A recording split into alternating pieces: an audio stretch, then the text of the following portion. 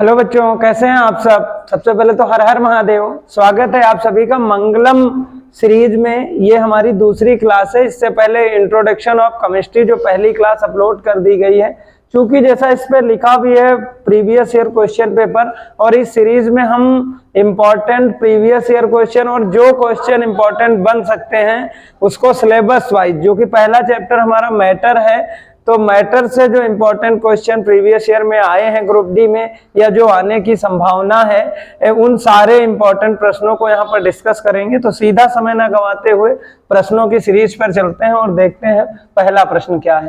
पहला प्रश्न इस पर दिया गया है, निम्नलिखित में से किसके अणुओं के बीच आकर्षण बल अधिकतम होता है।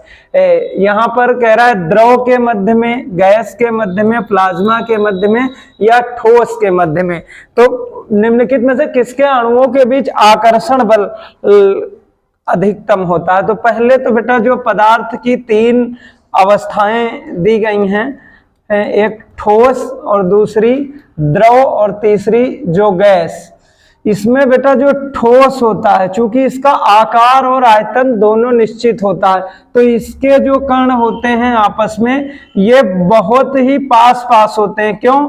क्योंकि इनमें जो इंटरमोलिकुलर स्पेस होता है ये बहुत पास पास में होता है, जबकि जो द्रव है इसमें इसके कण थोड़ा दूर दूर होते हैं। क्यों? क्योंकि इसमें इंटरमोलिकुलर फोर्स जो लगता है वो थोड़ा कम लगता है, और यहाँ पर गैसीय अवस्था में तो एकदम दूर दूर होते हैं। तो इसका सही आंसर क्या हो जाएगा? किसके अणुओं के बीच में आकर्षण बल अधिकतम होता है? ठोस।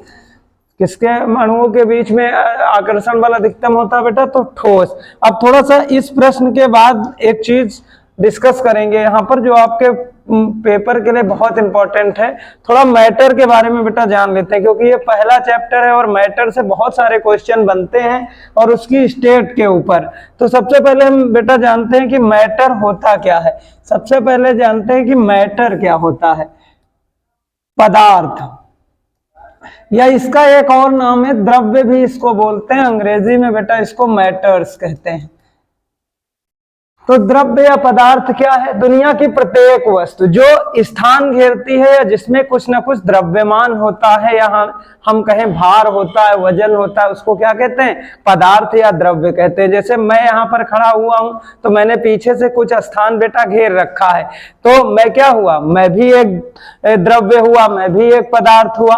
जैसे मैं एक पेन से लिख रहा हूं, अब पेन से लिख रहा हूं तो इस पेन में भी कुछ ना कुछ वजन है और ये स्थान घेर रहा है, तो ये भी क्या है? पदार्थ है। इस प्रकार आपने अपने आसपास बहुत सारी चीजों को देखा होगा जो स्थान घेरती हैं, जिसमें वजन होता है, वो सब के सब पदार्थ होते हैं। लेकिन पदार्थ बेटा क्या नहीं होता है। अगर मैं कहूं कि मुझे बहुत तेज भूख लगी है, तो क्या भूख को आप काउंट कर सकते हैं, या आप भूख को इस प्रकार से वेरीफाई कर सकते हैं कि भूख जो है वो स्थान घेर रही है या भूख में कोई वजन है? नहीं। तो भूख है, ये जो हमारी भावनाएं हैं, जो हमारे विचार हैं, या ऊर्जा हो गया या प्रकाश हो गया, ये सब बेटा पदार्थ नहीं है। उसको छोड़कर जितनी भी चीजें जिनको आप अपनी ज्ञानेंद्रियों के द्वारा अनुभव कर सकते हैं, जैसा कि 5 ज्ञानेंद्रियां होती हैं, आंख, नाक, कान, जिह्वा, त्वचा, इनके द्वारा जिसको आप फील कर सकते हैं, महसूस कर सकते हैं, वो सब के सब मैटर होते हैं। तो मैटर को क्लासिफाई कैसे किया गया है, इस चीज को जरा बेटा ध्यान पूर्वक देखिए कि मैटर को 2 तरीके से क्लासिफाई किया गया है, और ये डायग्राम आपके लिए बहुत इंपॉर्टेंट है। इसको पहला तो बेटा भौतिक अवस्था के आधार पर। अच्छा, भौतिक अवस्था क्या होती है बेटा? भौतिक अवस्था वो अवस्था होती है फिजिकल स्टेट जिसमें किसी के रूप, रंग, आकार को देखा जा सकता है, फिजिकल स्टेट। और दूसरा बेटा क्या होता है? रासायनिक अवस्था। इस पर बहुत ध्यान पूर्वक से इस स्ट्रक्चर को देखेंगे। इस स्ट्रक्चर से आपको बहुत सारे प्रश्न जो है वो एग्जाम में मिलेंगे, इसी से कवर कर लेंगे। तो इसको बहुत अच्छे से देखेंगे। देखिए बेटा, भौतिक अवस्था के आधार पर पदार्थ को प्रमुख 5 भागों में बांटा गया है। कितने? 5 भागों में। पहला बेटा जो है वो है ठोस, दूसरा जो है बेटा वो है द्रव, तीसरा जो है वो है गैस, और चौथा जो है बेटा वो प्लाज्मा, और पांचवा जो है वो बीईसी, बोस-आइंस्टीन कंडेंसेशन। इस तरह से पदार्थ को 5 भौतिक अवस्थाओं में बांटा गया है। पहला बेटा ठोस यानी कि सॉलिड, दूसरा लिक्विड, तीसरा बेटा गैस, चौथा आपका प्लाज्मा, और बीईसी जो है ये बोस-आइंस्टीन कंडेंसेशन, बोस-आइंस्टीन कंडेंसेशन, ये बेटा। अब इसमें एक और क्वेश्चन प्रीवियस ईयर में ही आया है ग्रुप डी में कि पदार्थ की भौतिक अवस्थाओं को कितने भागों में बांटा गया है, तो 5 भागों में बांटा गया है। लेकिन इसमें की जो बेटा ये प्रमुख 3 अवस्थाएं हैं, ठोस, द्रव, गैस, इनको बेटा बोलते हैं ये क्लासिकल हैं, और जबकि जो प्लाज्मा और बीईसी है इसको हम बोलते हैं बेटा ये नॉन क्लासिकल हैं। ये बहुत इंपॉर्टेंट है आपके लिए, इसलिए इसको ध्यान रखेंगे क्योंकि एक एक नंबर में क्वेश्चन आता है। कभी पूछ सकता है, ये तो बिल्कुल नॉर्मल सा प्रश्न है कि पदार्थ को भौतिक अवस्थाओं में कितने भागों में बांटा गया है, तो 5 भागों में बांटा गया है। लेकिन जो प्रमुख हैं ठोस, द्रव, गैस, ये हमारी क्लासिकल हैं, और प्लाज्मा और बीईसी जो है ये नॉन क्लासिकल हैं। इसको बहुत अच्छे से ध्यान रखेंगे। अब बेटा अगर हम रासायनिक अवस्था पर जाएं तो रासायनिक अवस्था में पदार्थ को 2 भागों में बांटा गया। एक तो बेटा बोलते हैं इसको शुद्ध पदार्थ, क्या बोलते हैं, शुद्ध पदार्थ। अब शुद्ध पदार्थ को 2 भागों में बांटा गया है, एक तत्व और दूसरा यौगिक, तत्व और यौगिक। जबकि दूसरा जो होता है वो होता है अशुद्ध पदार्थ, अशुद्ध पदार्थ, या इसी का बेटा अगला नाम है मिश्रण। क्या नाम है, मिश्रण। और इसको अगेन 2 भागों में बांटा गया है। एक में एक बेटा होता है समांगी और दूसरा होता है विषमांगी। अब इसको ध्यान पूर्वक आप देखेंगे, ये जो शुद्ध पदार्थ है, शुद्ध पदार्थ बेटा क्या होता है, रासायनिक अवस्था में, रासायनिक अवस्था है जिसमें पदार्थ की अवस्था आंतरिक रूप से परिवर्तित हो जाए। तो शुद्ध पदार्थ वे होते हैं जो रासायनिक विधियों द्वारा अलग नहीं किए जा सकते, बल्कि एक ही प्रकार के मूल कणों से मिलकर बने होते हैं, और ये 2 प्रकार के होते हैं, तत्व और यौगिक। जबकि अशुद्ध पदार्थ या मिश्रण किसे कहते हैं, जो 2 अलग अलग पदार्थों के मिलने से बनते हैं, उनको क्या बोलते हैं, अशुद्ध पदार्थ या मिश्रण। और ये 2 प्रकार के होते हैं बेटा, समांगी और विषमांगी। तो इस स्ट्रक्चर को आप अच्छे से ध्यान रखेंगे, इसका स्क्रीनशॉट भी कर लेंगे, तो आपके पेपर में यहाँ से चूंकि डायरेक्ट क्वेश्चन आते हैं तो आपको बहुत ज्यादा हेल्पफुल हो जाएगा आपके एग्जाम के लिए। बाकी प्रश्नों पर देखते रहेंगे कि कौन सा प्रश्न किस अवस्था से रिलेटेड है, तो उस आधार पर आपको आगे के प्रश्नों में बताया जाएगा। सीधा प्रश्नों पर चलते हैं। ये बेटा तो पहला जो प्रश्न था ये करवाया जा चुका है, निम्नलिखित में से किस अणुओं के बीच में अधिकतम होता है, तो इसका सही जो ऑप्शन था बेटा वो था ठोस। अगला प्रश्न देखिए, अगला प्रश्न वही अवस्थाओं पर आ गया। अभी तक वैज्ञानिकों द्वारा पदार्थ की कितनी अवस्थाएं तय की गई हैं, तो ये बिल्कुल सरल है। अभी तक पदार्थ की कितनी अवस्थाएं तय की गई हैं, अभी तक पदार्थ की बेटा 5 अवस्थाएं तय की गई हैं। कौन कौन सी, ठोस, द्रव, गैस, प्लाज्मा और बोस-आइंस्टीन कंडेंसेशन। उसमें भी 3 जो है बेटा वो कौन सी हैं, जो आप 5 अवस्थाएं हैं टोटल, ये ध्यान रखेंगे। कितनी अवस्थाएं हैं, 5 अवस्थाएं हैं। और इन 5 अवस्थाओं में जो ठोस, द्रव और गैस, ये जो 3 अवस्थाएं हैं इनको बेटा बोलते हैं क्लासिकल। और जो हमारी चौथी है प्लाज्मा और 5वीं है बीईसी, बोस-आइंस्टीन कंडेंसेशन। अब बेटा ये भी जान लीजिए क्लासिकल किसको कहते हैं और नॉन क्लासिकल किसको कहते हैं। क्लासिकल अवस्थाएं वो होती हैं जिनको आप आसानी से देख सकते हैं। जैसे ठोस होता है बेटा, तो जो ठोस होता है उसका आकार और आयतन दोनों निश्चित होता है, जबकि जो द्रव होता है, द्रव में क्या होता है, उसका आयतन तो निश्चित होता है लेकिन आकार निश्चित नहीं होता है। हम इसको जिस भी बर्तन में रखते हैं ये उसी का रूप ले लेता है। जबकि जो गैस होता है इसमें क्या होते हैं, इसमें ना तो उसका आकार निश्चित होता है और ना ही उसका आयतन निश्चित होता है। तो एक चीज और जाने, इनके स्ट्रक्चर को बेटा अगर हम देखें तो ये जो ठोस होता है बेटा, इसके कण आपस में बहुत पास पास में होते हैं। क्यों? क्योंकि इसमें जो इंटरमोलिकुलर फोर्स लगता है वो बहुत ज्यादा होता है। क्यों? क्योंकि इंटरमोलिकुलर स्पेस यानी स्थान जो है वो बहुत कम होता है। जबकि जो द्रव होता है बेटा, जो द्रव होता है, द्रव में थोड़ा सा दूर दूर होते हैं कण, क्योंकि इसमें जो अंतरः अणुक अवकाश होता है वो ठोस की अपेक्षा थोड़ा ज्यादा होता है। लेकिन जो गैसीय अवस्था है, जो गैसीय अवस्था, इसके कण बहुत दूर दूर होते हैं। इसके कण क्या होते हैं? बहुत दूर दूर होते हैं। क्यों? क्योंकि इस पे जो इंटरमोलिकुलर फोर्स लगता है वो बहुत कम लगता है। क्यों? क्योंकि इसके कण जो है बहुत दूर दूर होते हैं। तो ये आप बेटा याद रखेंगे इस प्रश्न में, ये इंपॉर्टेंट है आपके लिए। अगला प्रश्न देखते हैं क्या है। अगला प्रश्न बेटा कह रहा है डॉट डॉट में विसरण अत्यधिक तीव्रता से होता है। विसरित मतलब किसके कण दूर दूर ज्यादा जाते हैं, तो ठोस में तो बहुत पास पास में होते हैं, तो ठोस तो हमारा ऑप्शन होगा नहीं। द्रव, द्रव में थोड़ा सा, लेकिन जो हमारा गैस दिया गया है बेटा, गैस में विसरण तीव्रता से होता है, तो इसका सही जवाब क्या हो जाएगा? गैस। अगले प्रश्न को देखते हैं बेटा। अगला प्रश्न जो है बेटा, एक शुद्ध पदार्थ है।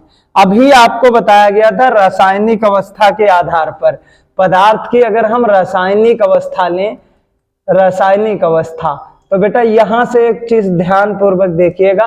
रासायनिक अवस्था में पदार्थ को दो भागों में बांटा गया है। पहला तो बेटा जो है वो है शुद्ध पदार्थ। क्या है? शुद्ध पदार्थ। और दूसरा है अशुद्ध। अशुद्ध या इसी को बेटा बोलते हैं मिश्रण। क्या बोलते हैं? मिश्रण। अच्छा, शुद्ध पदार्थ कैसे कहते किसको हैं? प्योर सब्सटेंसेस क्या होते हैं? वे पदार्थ जो एक ही प्रकार के मूल कणों से मिलकर बने होते हैं उन्हें शुद्ध पदार्थ कहते हैं। यानी रासायनिक विधियों द्वारा इनमें कई पदार्थों को नहीं मिलाया जाता है, ये एक ही प्रकार के पदार्थों से मिलकर बने होते हैं। और ये बेटा दो होते हैं, एक तो तत्व और दूसरे यौगिक। बहुत ध्यान पूर्वक देखेंगे बेटा। एक होता है तत्व, तत्व को बोलते हैं एलिमेंट, अब ये, और दूसरा होता है बेटा यौगिक, यौगिक को बोलते हैं कंपाउंड। दूसरा जो बेटा होता है वो होता है यौगिक। दूसरा जो होता है बेटा वो होता है क्या? यौगिक। यौगिक, इसको बोलते हैं बेटा कंपाउंड। तत्व क्या होते हैं? तत्व वे होते हैं जो एक ही प्रकार के मूल कणों से मिलकर बने होते हैं। जैसे हम कोई भी तत्व लेते हैं, हाइड्रोजन हो गया, हीलियम हो गया, लिथियम हो गया, या तो ये सब बेटा क्या है? तत्व हैं। ये एक ही प्रकार के परमाणुओं से मिलकर बने होते हैं। अच्छा, परमाणु क्या होता है ये भी आप याद रखें। किसी तत्व का वह सूक्ष्मतम कण जो स्वतंत्र अवस्था में नहीं रह सकता क्या कहलाता है? परमाणु कहलाता है। किंतु रासायनिक अपक्रिया में भाग लेता है, उसको क्या बोलते हैं बेटा? परमाणु। और परमाणु जो है ना वो विभिन्न अणुओं से मिलकर बने होते हैं, तो ये भी आपको याद रखना। जबकि जो यौगिक होते हैं, यौगिक क्या होते हैं? जब दो तत्वों को एक निश्चित अनुपात में मिलाया जाता है तब यौगिक का निर्माण होता है। ये भी याद रखें, आगे के प्रश्नों के लिए इंपॉर्टेंट है ये भी। तो आप इसमें से क्या कह रहा है? एक शुद्ध पदार्थ है। शुद्ध चीनी का घोल, अब चीनी का घोल बेटा विलयन बन जाता है, और विलयन में विलेय प्लस विलायक दोनों होते हैं, तो ये तो हमारा है नहीं। ठीक है, दूध भी नहीं है, वायु विभिन्न गैसों का मिश्रण है, तो इसका सही जवाब क्या हो जाएगा? मीथेन। शुद्ध हमारा पदार्थ जो क्या है बेटा वो हो जाएगा मीथेन। अगले प्रश्न पर चलते हैं। अगला प्रश्न कह रहा है मिश्रण प्रकृति में हो सकता है। तो अभी बेटा आपको बताए थे मिश्रण क्या है। जब दो या दो से अधिक पदार्थों को किसी भी अनुपात में मिलाया जाए, अनुपात अगर निश्चित न हो तो उसे क्या कहते हैं? मिश्रण कहते हैं, या अंग्रेजी में इसको बेटा क्या बोलते हैं? मिक्सचर बोलते हैं। और ये दो प्रकार का होता है, एक तो होता है बेटा समांगी, क्या होता है? समांगी, और दूसरा क्या होता है? दूसरा होता है बेटा विषमांगी। क्या होता है? विषमांगी। समांगी को बोलते हैं होमोजीनियस और विषमांगी को बेटा बोलते हैं हेट्रोजीनियस। क्या बोलते हैं? हेट्रोजीनियस। अच्छा, ये समांगी पदार्थ। अब यहाँ पे एक चीज बेटा देखें, जो मिश्रण है ये दो प्रकार का है, समांगी और विषमांगी। कह रहा मिश्रण प्रकृति में हो सकता है, तो समांगी भी होता है विषमांगी भी होता है। तो तीसरे ऑप्शन को आप देखें, कह रहा समांगी और विषमांगी दोनों, तो यही हमारा इस क्वेश्चन का राइट आंसर हो जाएगा। अगले प्रश्न पर चलते हैं। अगला प्रश्न, एक मिश्रण धातु किसका एक उदाहरण है? एक मिश्रण धातु। अच्छा बेटा, धातुएं क्या होती हैं? जिनमें इलेक्ट्रॉन त्यागने की क्षमता होती है। जैसे अपने लोग बोलते हैं सोडियम एक धातु है बेटा, क्या है? धातु है। तो इसमें देखिए इसका एटॉमिक नंबर क्या होता है? 281। तो एक इलेक्ट्रॉन इसका निकल जाता है, इस वजह से ये होते हैं धातु। जबकि हमारा प्रश्न कह रहा मिश्र धातु क्या है? मिश्र धातु जो है बेटा वो दो धातुओं से मिलकर बना होता है। किससे मिलकर बना होता है? दो धातुओं से मिलकर बना होता है। जैसे हम यहाँ पर मिश्र धातु ले, एक हमारे पास मिश्र धातु, ये हमारे पास बेटा है पीतल। क्या है? पीतल। और ये दो चीजों से मिलकर बनी होती है। एक तो हमारे पास ये कॉपर और दूसरे बेटा जिंक। ठीक है, करीब 70% के अराउंड कॉपर होता है और 30% के अराउंड क्या होती है? जिंक। तो जब दो धातुएं मिलकर किसी धातु का निर्माण करती हैं तो उसको क्या बोलते हैं? मिश्र धातु बोलते हैं। और मिश्र धातुएं जो होती हैं वो ठोस रूप में होती हैं। तो इसका सही जवाब क्या हो जाएगा? ठोस विलयन। तो एक मिश्र धातु किसका एक उदाहरण है? तो ठोस विलयन का उदाहरण है। अगले प्रश्न पर चलते हैं। अगला प्रश्न कह रहा है निम्नलिखित में से कौन सा विषमांगी मिश्रण है?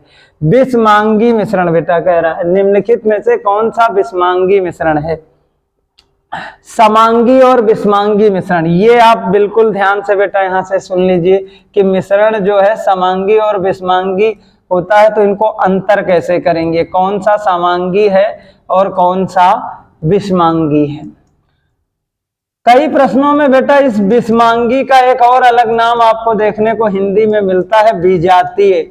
ठीक है, तो चाहे विषमांगी कहें, अंग्रेजी में इसको बेटा बोलते हैं हेट्रोजीनियस। क्या बोलते हैं? हेट्रोजीनियस। और इस समांगी को बोलते हैं बेटा होमोजीनियस। क्या बोलते हैं? होमोजीनियस। अच्छा, समांगी मिश्रण क्या होते हैं? जब दो पदार्थों को आपस में मिलाया जाए और उनके अवयव रासायनिक विधियों द्वारा अलग न किए जाएं या अलग ना नजर आए। ठीक है, तो उसको हम बोलते हैं बेटा समांगी मिश्रण। जैसे हम कह दें कि हमारे पास चीनी है और इसमें बेटा क्या, इसको हम पानी में घोल दें। किसमें घोल दें? पानी में घोल दें, तो हमको क्या मिल जाता है? शरबत मिल जाता है। क्या मिल जाता है? शरबत। अब जो शरबत नया पदार्थ बना है, ठीक है, इसमें आप पानी और चीनी को अलग नहीं कर सकते, तो ऐसा मिश्रण कैसा है? समांगी मिश्रण है। जबकि मिश्रण का नाम ही देखो बेटा मिक्सचर।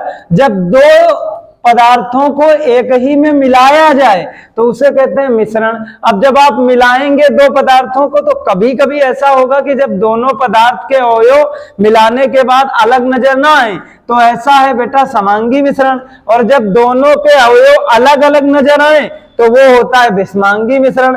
जैसे आप क्या कहें, आप पानी है और इसमें रेत मिला दें, इसमें बालू मिला दें, तो आपको दिखेगा कि पानी ऊपर है जबकि बालू नीचे बैठ गई, और इसको अलग कर दे सकते हैं। तो ऐसा मिश्रण हो जाएगा विषमांगी। अब कह रहा है निम्नलिखित में से कौन सा विषमांगी मिश्रण है?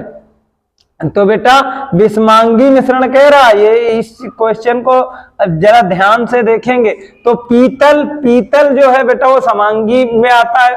वायु विभिन्न गैसों का मिश्रण है, लेकिन ये समांग रूप में होता है, हमको अलग से तो दिखता नहीं। पानी में चीनी का घोल अभी बताया वो भी समांगी के, तो लेकिन दूध जो है ये कोलाइडियल सॉल्यूशन के अंतर्गत आता है बेटा, तो ये विषमांगी मिश्रण है। तो इसमें आपको दूध इस प्रश्न का जो है राइट आंसर हो जाएगा। अगले प्रश्न पर चलते हैं। अगला प्रश्न देखते हैं, सामान्य पदार्थ के भौतिक अवस्था में शामिल नहीं है।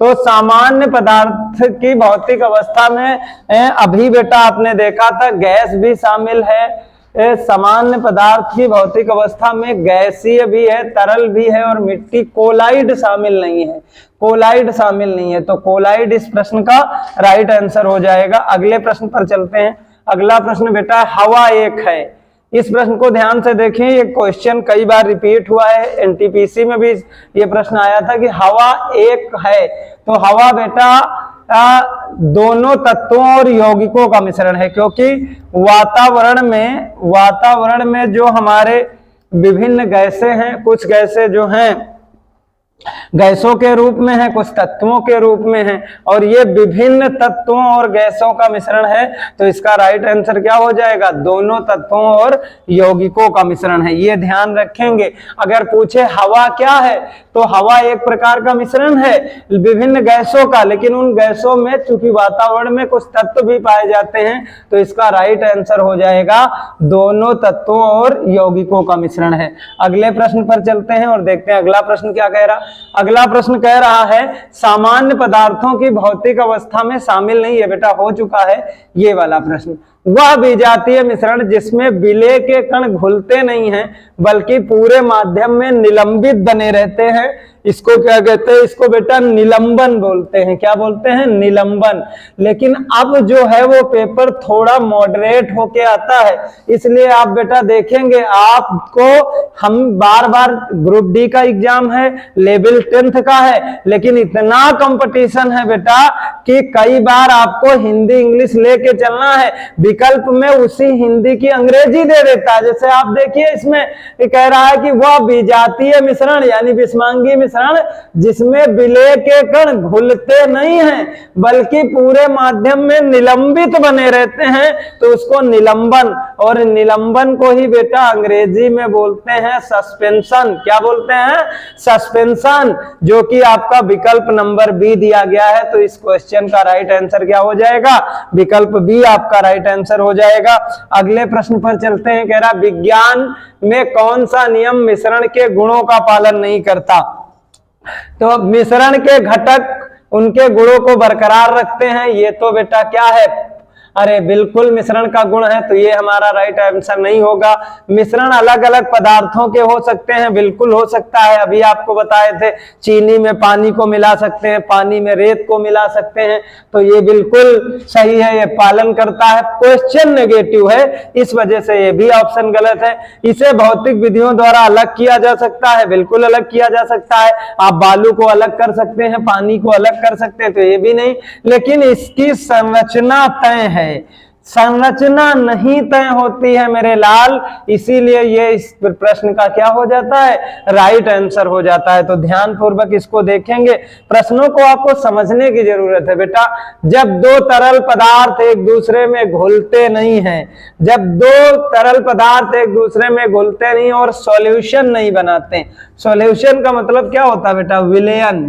क्या, विलयन। और विलयन दो चीजों से मिलकर बनता है बेटा, एक तो विलेय से और दूसरा विलायक से।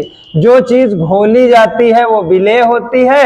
अब इसको भी अंग्रेजी में याद रखो बेटा, क्योंकि क्वेश्चन में देखो अंग्रेजी पुटअप कर रहा है। सॉल्यूशन इसको क्या कहते हैं, सॉल्यूट, और इसको क्या कहते हैं बेटा, सॉल्वेंट। क्या कहते हैं, सॉल्वेंट। ठीक है, सोल्यूट और solvent, solution equal to solute plus solvent, यानी जो विलयन है वो विलेय प्लस विलायक से मिलकर बना होता है। विलेय वो है जिसे घोला जाता है और विलायक वो है जिसमें घोला जाता है। विलेय की मात्रा कम होती है, विलायक की मात्रा ज्यादा होती है। तो कह रहा जब दो तरल पदार्थ एक दूसरे में घुलते नहीं हैं और सॉल्यूशन नहीं बनाते तो उसे क्या कहते हैं, सॉल्वेंट। अभी बोले सॉल्वेंट विलायक होता, तो ये तो गलत ऑप्शन। अमिश्रणीय, इमिसिबल, ये बिल्कुल सही बात है, जब एक दूसरे में घुलते नहीं है तो इसका सही ऑप्शन बेटा हो जाएगा अमिश्रणीय। बल्कि जो अगला प्रश्न है सॉल्यूट डिटेक्शन, ये दोनों भी गलत ऑप्शन होंगे, तो इसका सही जवाब क्या हो जाएगा, अमिश्रणीय यानी इमिसिबल। अगले प्रश्न पर चलते हैं बेटा। शक्कर के घोल में शक्कर एक क्या है, अभी आपको कई बार बताया गया घुला हुआ पदार्थ है, यानी शक्कर क्या है बेटा, विलेय है। शक्कर को घोलते हैं, और अभी हमने आपको क्या बोला था, जिसको घोला जाए उसे क्या कहते हैं, विलेय कहते हैं। क्या कहते हैं, विलेय। तो ये घुला हुआ पदार्थ है। अगले प्रश्न पर चलते हैं बेटा।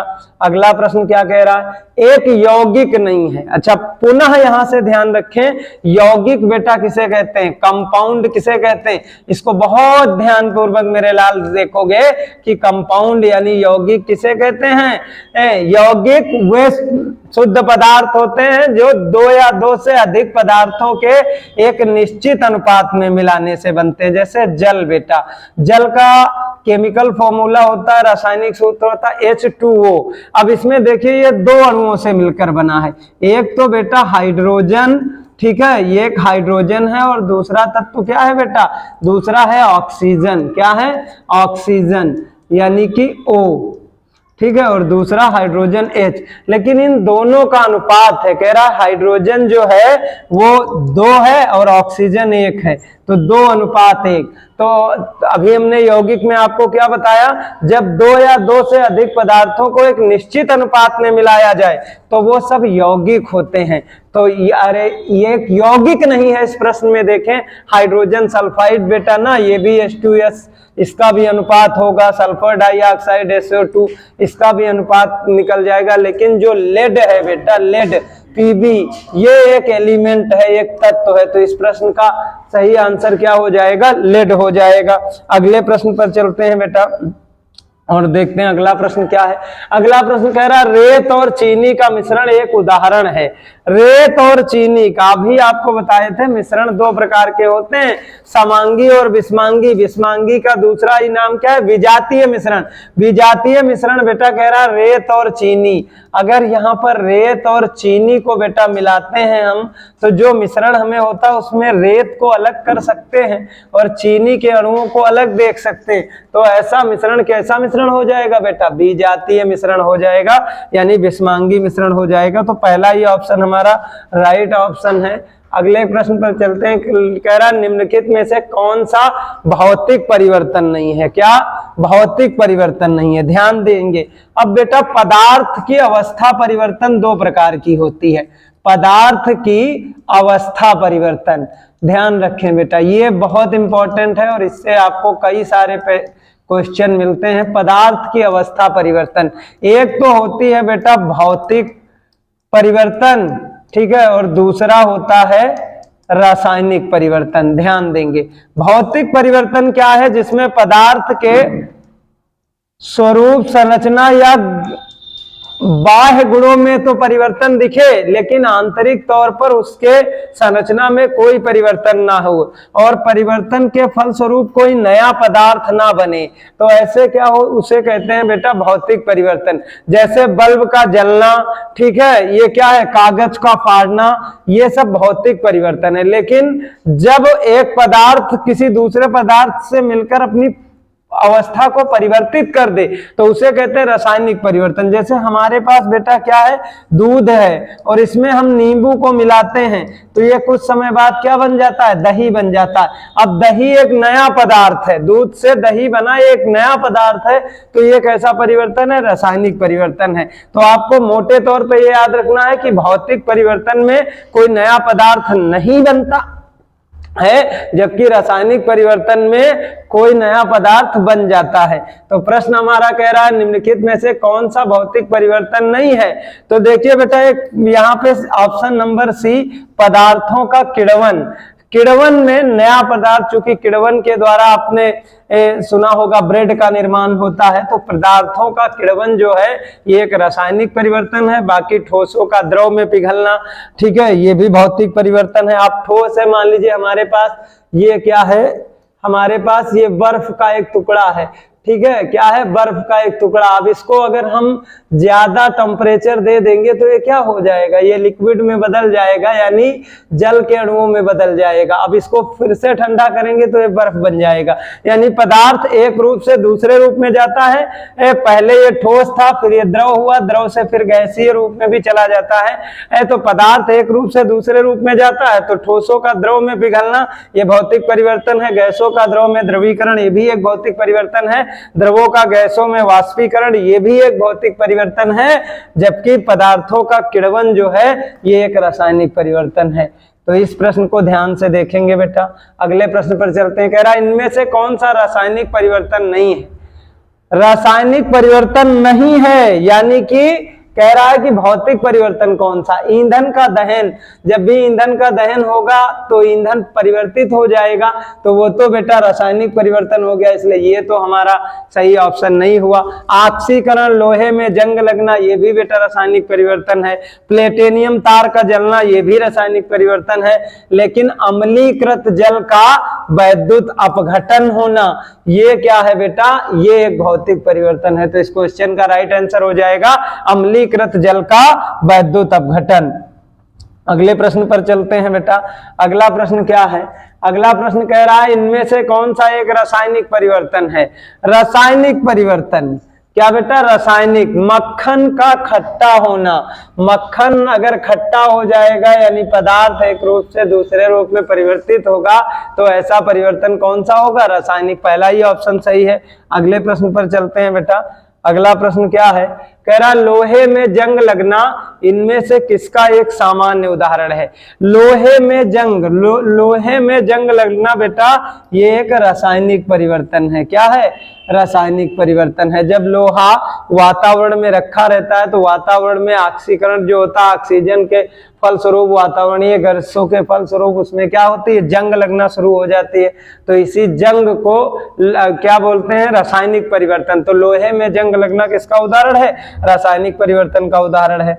अगले प्रश्न पर चलते हैं। कह रहा इनमें से कौन सा रासायनिक परिवर्तन का एक उदाहरण है, ऊर्ध्वपातन। अच्छा, ऊर्ध्वपातन, ठीक है बेटा। अब यहां से देखिए ऊर्ध्वपातन, ये बेटा इंपॉर्टेंट है, इसको अंग्रेजी में बोलते हैं सब्लिमेशन। क्या बोलते हैं, सब्लिमेशन। जब कोई पदार्थ ठोस अवस्था से द्रव अवस्था में बदले बिना सीधा गैसीय अवस्था में बदल जाए, ऐसी प्रक्रिया को बेटा ऊर्ध्वपातन कहते हैं। जैसे हमारे पास क्या होता है, कर्पूर, कपूर होता है, या हम नौसादर ले लेते हैं। क्या ले लेते हैं बेटा, नौसादर, ठीक है।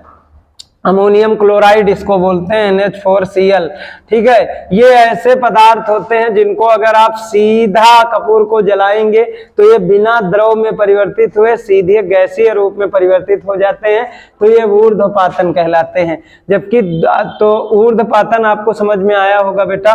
निष्क्रियकरण, यहां पर एक चीज ध्यान दे, निष्क्रियकरण क्या होता है। निष्क्रियकरण का दूसरा नाम बेटा है उदासीनीकरण। क्या है, उदासीनीकरण। और उदासीनीकरण क्या होता है, जब किसी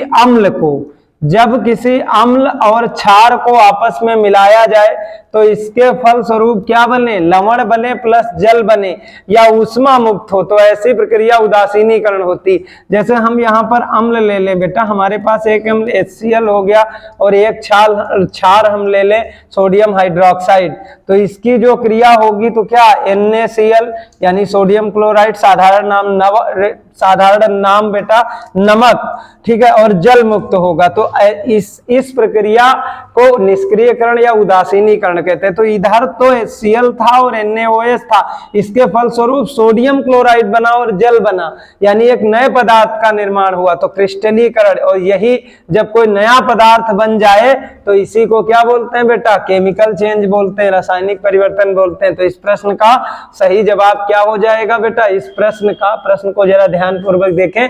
इनमें से कौन सा रासायनिक परिवर्तन का एक उदाहरण है, तो निष्क्रियकरण यानी उदासीनीकरण जो है वो रासायनिक परिवर्तन का उदाहरण है। अगले प्रश्न पर चलते हैं बेटा। अगला प्रश्न क्या है, अगला प्रश्न है एक रासायनिक परिवर्तन नहीं है।